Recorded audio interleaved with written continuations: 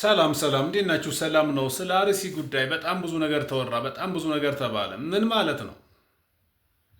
አርሲ ላይ ይሄን ያህል ሰው ሞተ፣ ይሄን ያህል ሰው ሞተ፣ ይሄን ሼር አድርጉ፣ ይሄን ኮምፕሌን አድርጉ፣ ኮምፕሌን አድርጉ፣ ይሄን ደግሞ ሼር አድርጉ፣ ዱት አድርጉ። ዋት ሚንስ ምን ማለት ነው? ከወሬ የዘለለ ምን መብት ያመጣን? ሰው ዛሬ ከሞተ ዛሬ እናራግባለን፣ ይረሳል። ሳምንት ይቀጥላል፣ ይረሳል። ቀጣይ ይቀጥላል፣ ይረሳል፣ ይቀጥላል፣ ይረሳል፣ ይቀጥላል። የራስን ፎሎወር ለማሳደግ ካልነው እንጂ ሼር አረከው አላረከው መላ ኢትዮጵያ የሚያውቀው ታሪክ ነው። ለምንድን ነው ሼር አድርጎ የምትሉት? ሚዲያ ላይ እየወጣችሁ ሼር ተደርጎ ምን እናድርገው? ብዙ ጊዜ እኮ ሼር አረግ ነው።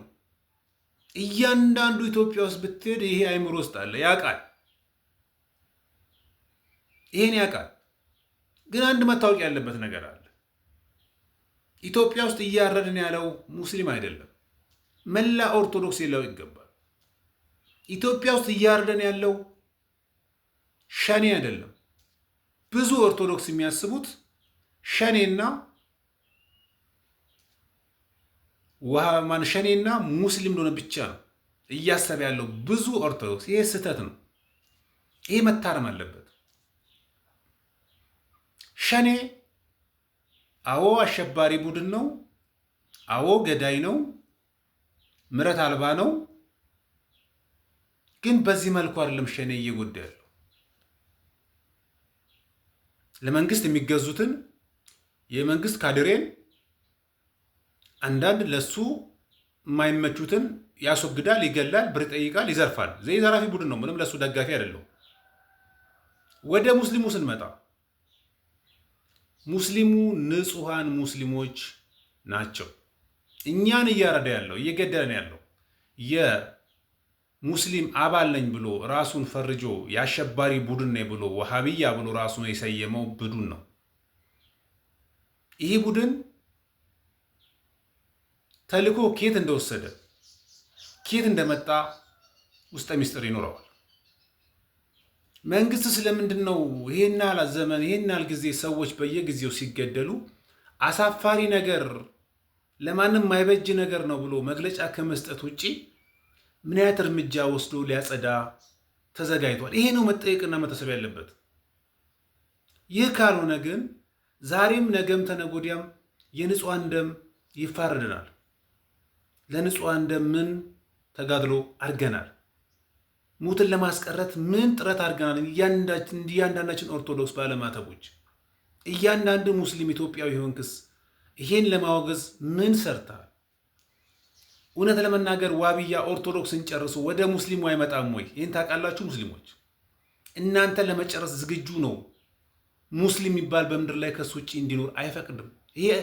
ይሄ ዓለማዊ አሸባሪ ነው። ዓለም አቀፍ አሸባሪ ነው።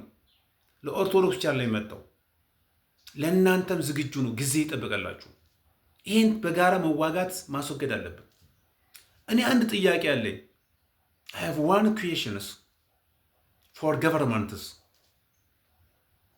ለመንግስት አንድ ጥያቄ አለኝ። አንድ ግለሰብ መንግስትን ተቃውሞና መንግስትን በሆነ አጋጣሚ ቅራኔ የሚያስገባው ከሆነ መንግስት አፍተልትሎ ወደ ህግ አቅርቦ ወደ ወይን ለመወርወር ዝግጁ ነው።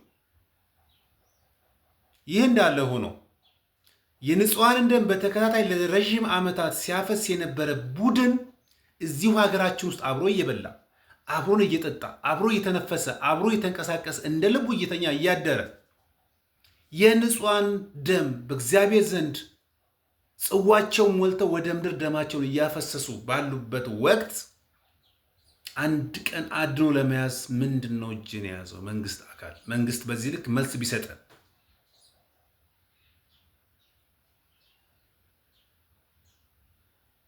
ምንድን ነው? እዛ ቦታ የመከላከያ ኃይል ገብቶ ኦፕሬሽን አድርጎ ለአንድ ወር ነገሩን ከዛ መጨረስ ያልቻለበት ምክንያት ምንድን ነው? ገዳዮችን ወደ ህግ ያላቀረበበት አንድ ሉዓላዊ የሆነች ሀገር መንግስት ያላት ሀገር ለረዥም ዓመት በተከታታይ በዚህ ልክ ሰው ሲገደል መግለጫ ከመስጠት እንጂ እርምጃ ያልተወሰደበት ምክንያት ምንድን ነው? ይሄን ማወቅ እንፈልጋለን።